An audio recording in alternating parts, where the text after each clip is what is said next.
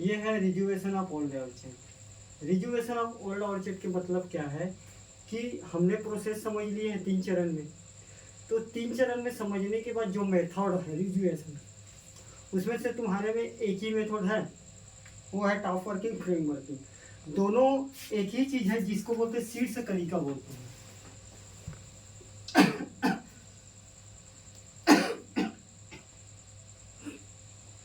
शीर्ष कलिका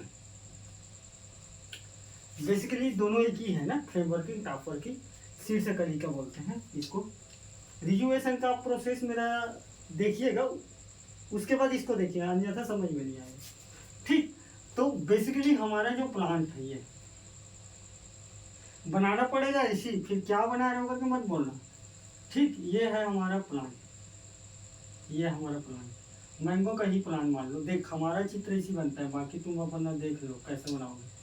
ठीक, नहीं यार, इसको बना देते हैं ब्रांच वाला। ये ब्रांच, ये ब्रांच, ये ब्रांच, इधर भी एक आध दो ब्रांच बना देते हैं। ठीक, नहीं ये ब्रांच हमारा बन गया।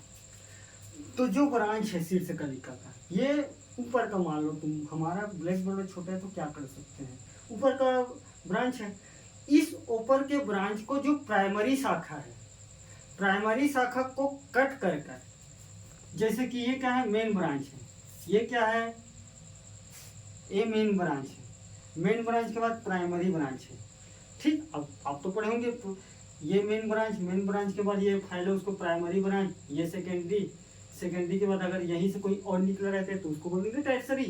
तो मतलब क्या है, ये प्राइमरी ब्रांच है। इस प्राइमरी ब्रांच पर हम ग्राफ्टिंग का विधि करते हैं, उसी को बोलते हैं टॉप वर्किंग और फ्रेम वर्किंग।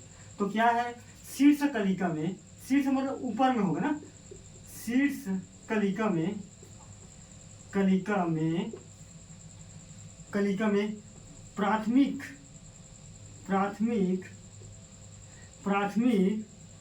प्राथमिक शाखा को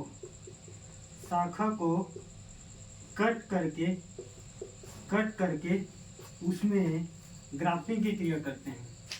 ग्राफ्टिंग का क्रिया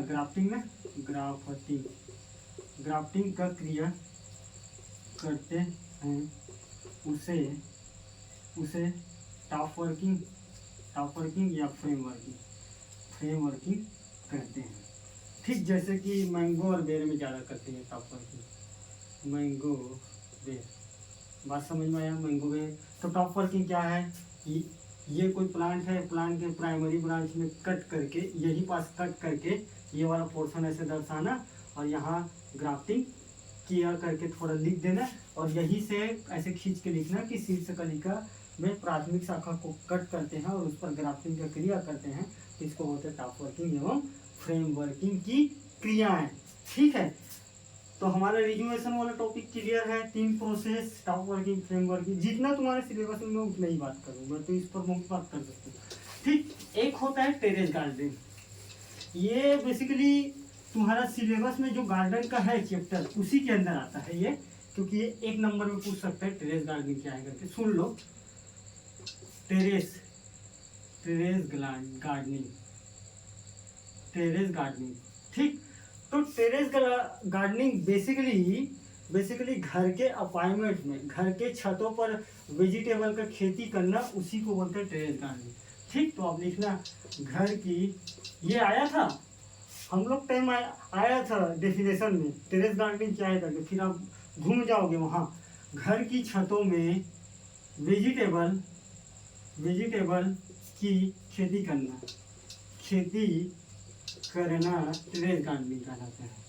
टेरेस गार्डनिंग, ठीक, गार्डनिंग कहलाता है, जो बेसिकली अलग पॉइंट में लिखा है, जो मनुष्य को 50 से 70% शुद्ध सब्जियों की प्राप्ति होता है। ठीक, तो इसका लाभ क्या है, सबसे पहले लाभ क्या है इसका टेरेस गार्डनिंग का। आप खुद सोचो ना भाई, टेरेस गार्डनिंग का क्या लाभ है भाई। केमिकल फ्री सब्जी मिल जाएगा। तुम अगर घर के छत में करोगे, खुद के खाने के लिए करोगे, तो तो तुम थोड़ी केमिकल डालोगे। तो सबसे पहले इसका लाभ है केमिकल फ्री सब्जी मिलना, केमिकल फ्री सब्जी मिलना, ठीक। दूसरा शुद्ध सब्जी मिलना, शुद्ध। तीसरा है 50 से 70% घर के यूज के लिए मिल जाना, घर के यूज के लिए लगा सकते हैं।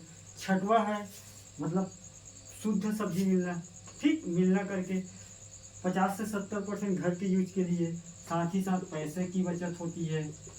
पैसे की बचत के साथ साथ क्या है, सही, घरों के वृद्धजन के लिए एक मनोरंजन का भाव ही उत्पन्न हो जाता है भाई, गार्डन का हरा भरा देख के। तो वृद्धों की हरा भरा देख मनोरंजन का भाव उत्पन्न, शांति का भाव उत्पन्न होता है, तो ये टेरेस गार्डनिंग का, ये मेरे टाइम आया तो मैं फंस चुका था। मैं जन मैडम को मतलब मैडम के मतलब क्या है, हमारे गेस्ट टीचर को मैं भी फंसा के पूछा था कि मैडम इसमें एक लाइन तो बता दो, बाकी तो अपन खुद साइंटिस्ट बन जाएंगे करके, तो बताया था ये वही होता है। तो मैं फंसा था तो मैं भी बता दी, ठीक है। तो यही है टेरेस गार्डनिंग, ठीक है, बात समझ में आया, ठीक।